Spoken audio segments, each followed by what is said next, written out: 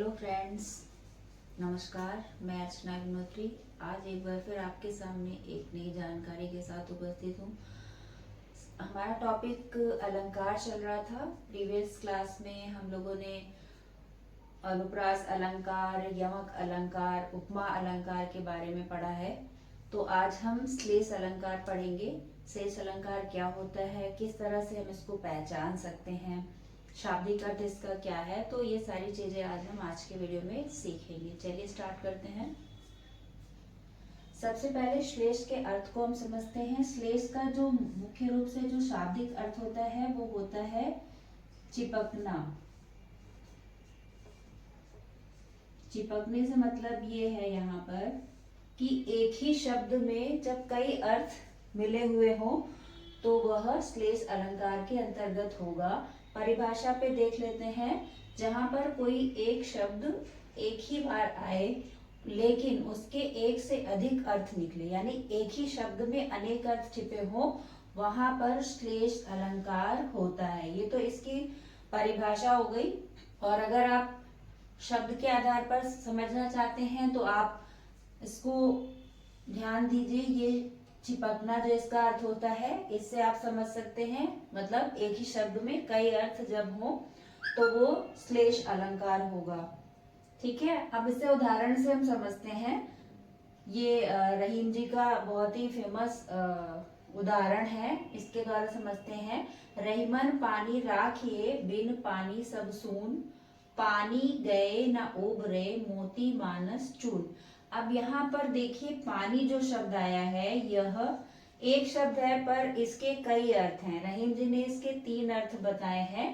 पहले पानी का जो अर्थ है वो क्या है? सम्मान से है। सम्मान, प्रतिष्ठा, विनम्रता।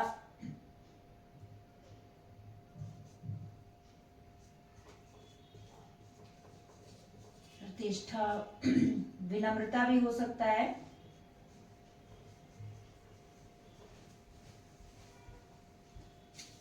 तो पहले पानी में क्या है कि मनुष्य के जीवन में अगर विनम्रता नहीं है, उसका सम्मान नहीं है, तो वो जीवन व्यर्थ कहलाएगा। तो पहले पानी के अर्थ में हम इसको लेंगे। जो दूसरा पानी है, दूसरा पानी शब्द आया है, उसका अर्थ किससे है? चमक से है। यानी मोती अगर है तो मोती में अगर चमक नहीं है तो फिर वो मोती होना उसका व्यर्थ है। तो यहाँ पर जो दूसरा अर्थ होगा वो क्या है?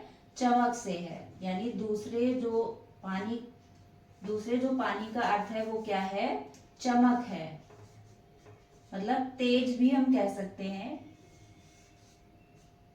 या फिर तेज। ठीक है। और जो नेक्स्ट लास्ट वाला है, जो तीसरा पानी है, उसका अर्थ क्या है? पानी का मतलब यहाँ पर जल से ही है। यानी जल के बिना अगर उसको आटे में मिलाया जाए तो आटे की जो सार्थकता है वो जल से ही है, वरना वो व्यर्थ हो जाता है। आटे से मतलब माने चून मतलब चूना जो होता है, उसका जो आटा बनता है, उससे यहाँ पे संदर्भ में है उसके। तो इस तरह से 3 यहाँ पर अर्थ निकल के आते हैं पानी के, और एक ही शब्द है। इस आधार पे आप इसको पहचान सकते हैं कि यहाँ पे कौन सा अलंकार है। यानी कि एक ही शब्द से जब अनेक अर्थ आपको पता चले तो वहां पर श्लेष अलंकार होता है। इस आधार पर आप इसको समझ सकते हैं। Thank you so much.